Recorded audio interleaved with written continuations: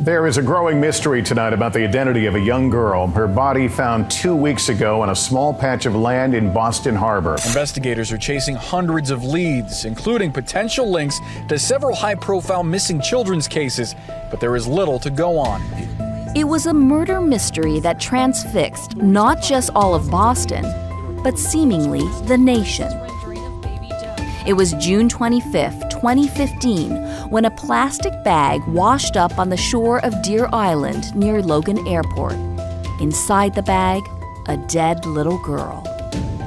This case in particular, it was tremendously difficult. There were no witnesses, there was no crime scene. There was no clues to help us identify where this little girl came from or what happened to her. This is a small unit, and everybody in that homicide unit has children. And everybody took this personal, everybody took this home. Homicide investigators worked around the clock trying to figure out Baby Doe's identity and what happened to her. From the start, they reached out to the National Center for Missing and Exploited Children. Typically, the Forensic Services Unit provides resources on cases that have been around for a long time. And this case was unique because this was happening today as it was, and we got phone calls within the first few hours of this little person being found. And support from the National Center included help from our forensic artists who created this image of what Baby Doe might have looked like before she died.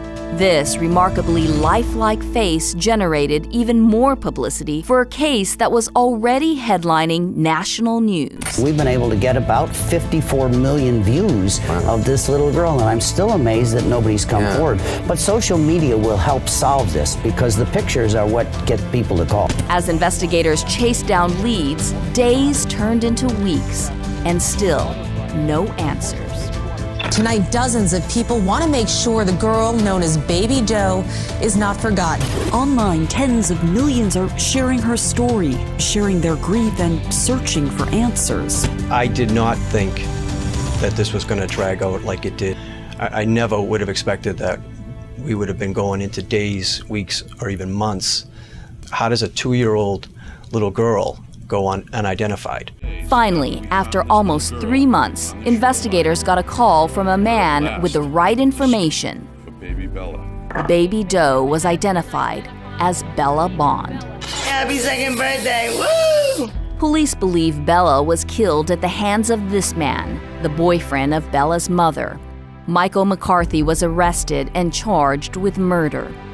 Police also charged Bella's mother, Rochelle Bond, with being an accessory to the crime.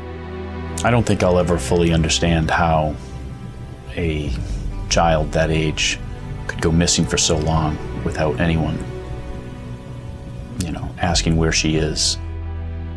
As this case moves through the justice system, Lieutenant Murphy and Trooper Herman are now being recognized for their incredible contributions. Lieutenant Murphy and Trooper Herman had the dedication, the professionalism, and the tenacity to get this case resolved from day one. This case they took very personally. They were really dedicated to finding out not only who this little child was, but also what happened to her. And they were going to be sure that once they got her identified, that they were also going to be able to speak for her and get her justice.